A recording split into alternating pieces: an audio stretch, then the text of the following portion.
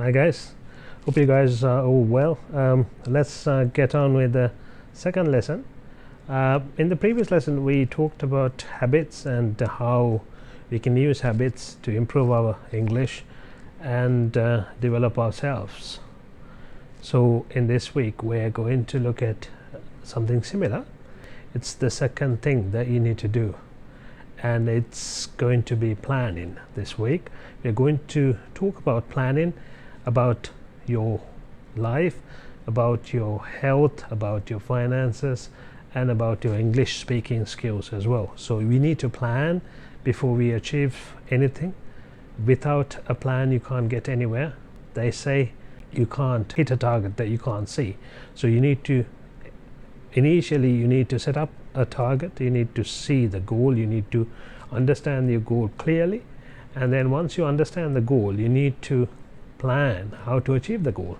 So once you have the goal, once you know the goal, then you clearly define the plan. You set up a plan, you plan how to achieve the goal in step-by-step processes, and then we take the steps one by one. So that way you can't really miss the goal. So that's what we are trying to do. So today we're going to learn about planning and what are included in planning and what are the vital steps in planning.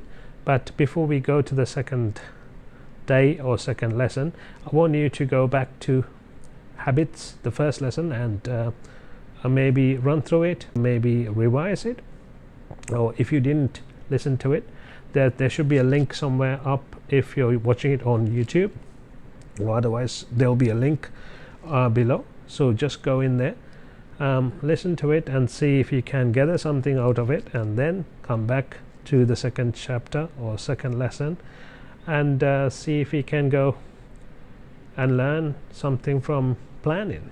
So in the first week we learned about habits, how we can use the habits in order to practice English as well as practice our day-to-day activities so that we become a better person. So we need to change our habits.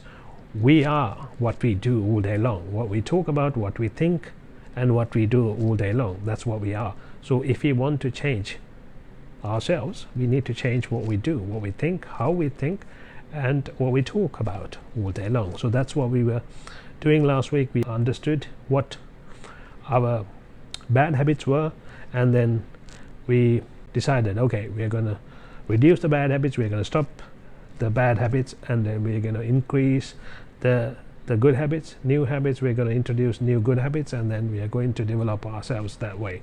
So let's move on to today's topic, which is planning and preparation. So preparation and planning is very, very important. They say if you spend 10% of time planning before you start something, you save 90%. So it's called the 10-90 rule. Not sure if you have heard about it. Brian Tracy talks about it, and I think Jim Rohn talks about it. Also Tony Robbins talks about it. So it's the 10-90 rule, and if you spend 10 minutes preparing or planning what you're going to do, you'll end up saving 90% of your time.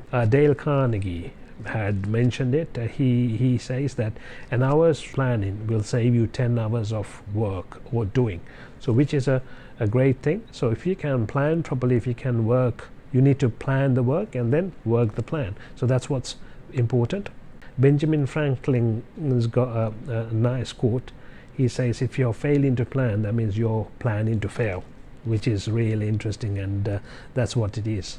So I want you guys to plan properly and work the plan. It's not just planning, it's after planning. You need to make sure you achieve the plan, so you work the plan after you plan the work. There's a famous saying saying that when you don't know where you're going, any road will take you there. So likewise, we need to know where we are going, otherwise we can't get there, where there's no way to getting there because you don't even know where you're going. So it's very good to first understand what your goals are. You set up goals. That's point number one. Once you identify what your goals are, then you can plan. Without a goal, you can't make a plan. So first you have to have some goals. But when it comes to goals, there are so many aspects. It's not just one goal, right? You have family goals, you have health goals, you have financial goals, you have goals related to your job, maybe you have spiritual goals. One can have maybe self-development goals. It could be spending time with your family. Social goals, maybe you want to do something for yourself, spend some time for yourself maybe. So a lot of things are involved in there. So I'm going to ask you, the first question I'm going to ask you is, what is your financial and job goal or career goal? So what do you want to become in the next 1 year? Who do you want to become? What job do you want to do? What career do you want to end up in after 3 years, or after 5 years, or even after 10 years? But let's plan for 3 years. Let's plan for 3 years, and let's plan for 1 year.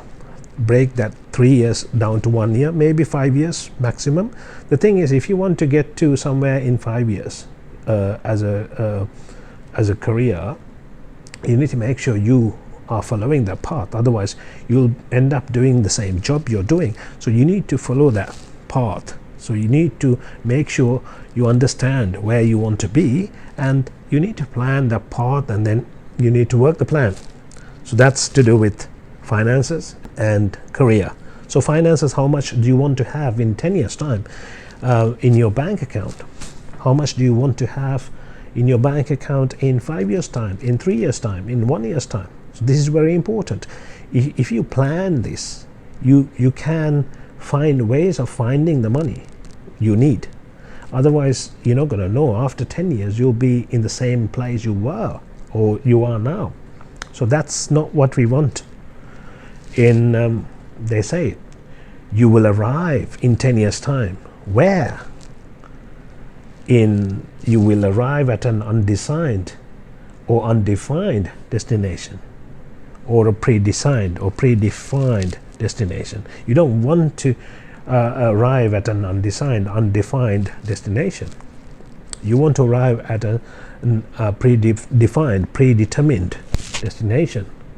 So for that you need to plan and work the plan. So that's why it's very important.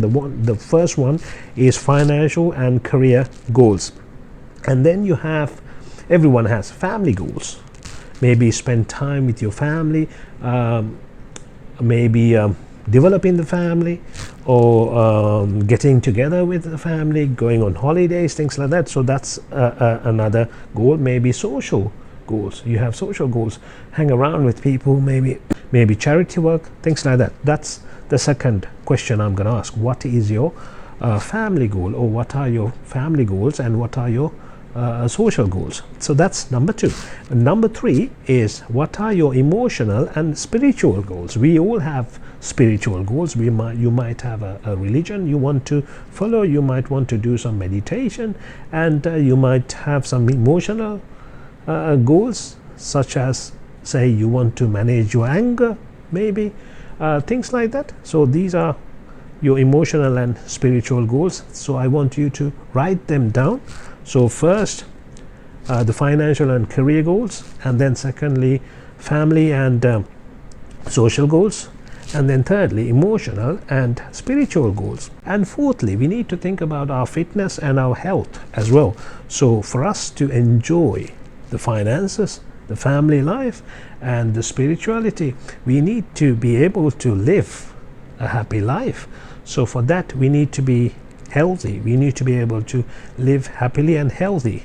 So for that we need to make sure we have some fitness goals and some health goals in terms of eating habits and exercising maybe. So you have to set these up, write them down, how much you want to weigh in 3 years time, in 5 years time, in 1 year's time. So things like that, and then we can work on the goal. You can't just lose 10 kilograms in 2 days, but if you work to achieve that goal in 2 years, you can get to that target, maybe even 1 year. People have got to that target within 6 months.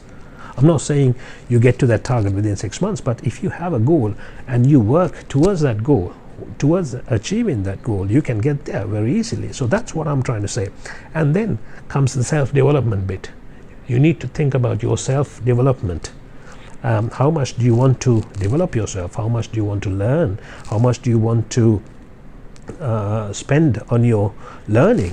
Because this is what will bring your abilities, bring your creativity. That's what is going to develop yourself. Because like they say, they pay for the value you bring to the marketplace. They don't pay you for the time. They say they pay you for the value you bring to the marketplace. So what type of value do you bring to the marketplace? Say they pay a lawyer and a doctor more than a cleaner, because they bring more value to the marketplace. So it's the value that they bring. Anyone can become a cleaner very easily, maybe. So that's why they pay less. Or anyone can work in a McDonald's. So they don't pay the McDonald's staff very much because it's easy to learn.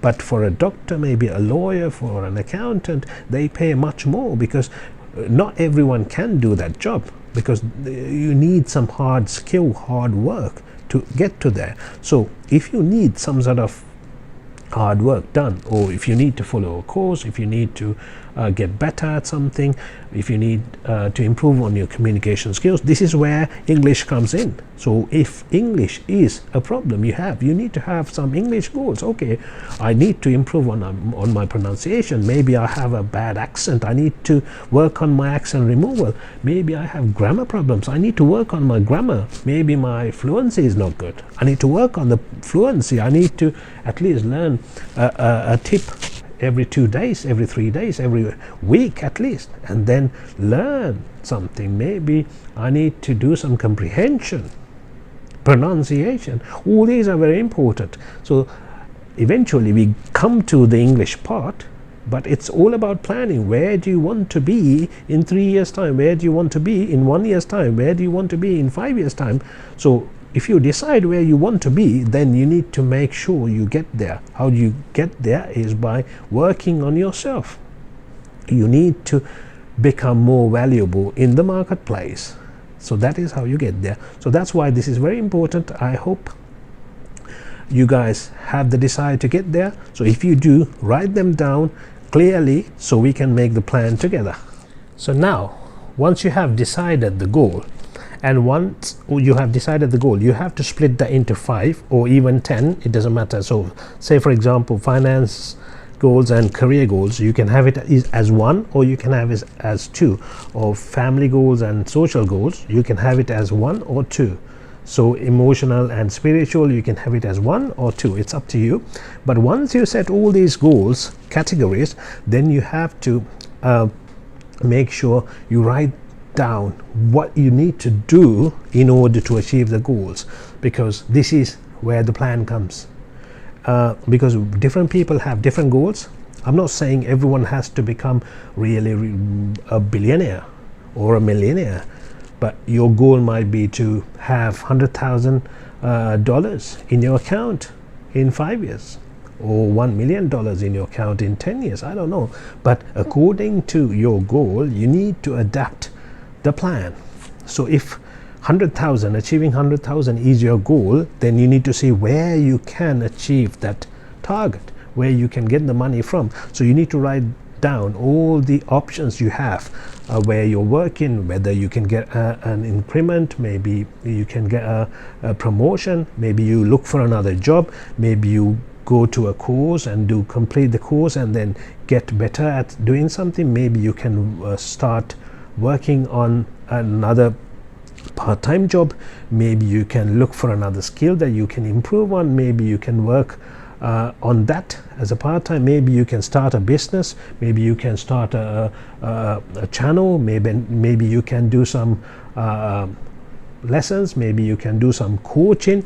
If you're a fitness person, maybe you can do some coaching. Maybe you can do one-to-one sessions. Maybe you can teach something that you know. There are so many things that you can do, but you need to understand those things. You need to think about those things, and you need to decide, okay, these are what I can do, these are the options I have, and these are the options that I like to do, and these are what I don't like to do. So when you have written down everything, then you can decide easily. If you haven't written down anything, then you can't decide on anything, because it's all on your head. So they say, don't use your head as a filing cabinet. Use paper, use some notepad, write them down, so it's out of your head. Then your head is relieved, relaxed. You can think, it's free. The head is free. Once the head is free, it can think a lot more than it used to before. There are so many books talking about how to use the head and what the head should be used for. Like, the brain is not there to keep information, it's to use creatively, they say. So if you fill the brain with a lot of information that you can just Google in 2 seconds, it's a waste of your brain power. So that's not what it's needed for. For example, they say if you use your brain or your brain power to memorize a lot of phone numbers or a lot of birthdays, you're just underutilizing. You're not utilizing your brain properly. So things like that are very important. There are books about those things. So if you read them, if you listen to them, maybe you need to listen to some audio books and learn new things, new techniques. There are efficient ways of doing things. Maybe you need to write down what you're doing. Another very good thing is you need to know what you're doing on a day-to-day basis, on an hourly basis, on a every half an hour, what you're doing every day. So if you look at what you're doing, maybe you are spending more time, they say, the major things and the minors. Maybe you are spending major time on minor things and minor time on major things. So there are majors and minors. Maybe if you're spending 2-3 hours watching TV, watching movies, then that's a major time of your day, but you're spending on minor things. Maybe you need to spend 2-3 hours on learning something to develop yourself, to improve a skill. So that's what you need to look into, these things. If you write them down, if you keep a notebook, okay, today is Sunday or Monday, I woke up at this time, I slept at this time, during this time I spend this many hours doing this and that. Then you can organize yourself, see how much time you're wasting on a daily basis. Maybe there are some activities that you can cut down, because you only have 24 hours. Everyone has 24 hours, no more than that. So it doesn't matter whether you're a rich person or a poor person, you only have 24 hours per day. So you need to somehow manage this. So that's very important. And how you manage it is by looking at what you're doing and then doing what you're supposed to do. If that's in your plan, then do it. And if you think, okay, things need to come off from your day-to-day list, then don't do them. Don't spend, maybe you're spending more time on unnecessary things, or maybe you are not doing it effectively, or wasting more time trying to do it in an unproductive way. So you need to look at these things, and then you need to start changing these. That's how you develop yourself. So I hope you got something out of this. So write them down. This is key, writing down the goals. And one very important thing is, they say the goals have to go into your subconscious mind. So you need to write the goals down every single day. Every single day you write them down. If you have 10 goals, write them down. And you can change the goals if you like, but then it will go to your subconscious mind if you keep writing them down and then say them aloud. In Think and Grow Rich book, they say you have to say them aloud twice daily. That means it will go to your subconscious mind, and the subconscious mind will start working on it even when you're sleeping. It will bring in ideas. What you're lacking is an idea to get money, to become rich, or to become financially independent, to the other things, how to stay happy with your family, what to do, how to get fit, everyone knows, how to eat healthy, you need to just monitor. Once you write them down, you have made a plan, you have to now stick to the plan. But before you make a plan, you don't have a plan, you just eat whatever you have and whatever you get. That's why there are some apps that control sugar. They say, okay, whatever you eat, you need to write them down. You know what happens? The app doesn't do anything. Actually, what it happens is you are aware of what you're eating. Now, once you become aware of what you're eating, now you cut down, or you think, oh my God, this is too much calories. Yeah, I need to cut them down. So that's how you get lose your weight, not by the app. The app doesn't do anything other than recording stuff and highlighting, telling you, oh, this is how much you eat. Do you want to keep eating and become fat? And telling you, do you want to do this? So this is what you need to understand. Hope you guys learned something from this. If you did, share with others, and comment below, ask any questions you have, and we'll get to the next week. It gets more and more interesting every single day. So for English as well, this is English and self-development. So when it comes to English, have your goals with regards to English and make sure you achieve them. Do something every single day towards your goal. So this is very important. Once you write down the goals every single day, say them aloud, and then they say you have to pick the most important goal from that list. If it's 10 or 20, whatever, pick one, and then every single day you have to do something in order to achieve that goal. Now you have the plan, you are working on the plan, but at the same time, the most important goal, towards the most important goal, you need to do something towards it so that you get closer and closer to it. That's how people achieve goals, and these are tested and they are proven methods. So I hope you guys will use these as well and become better and develop yourself. I'll see you next week with another interesting topic, and until then, take care. Bye now.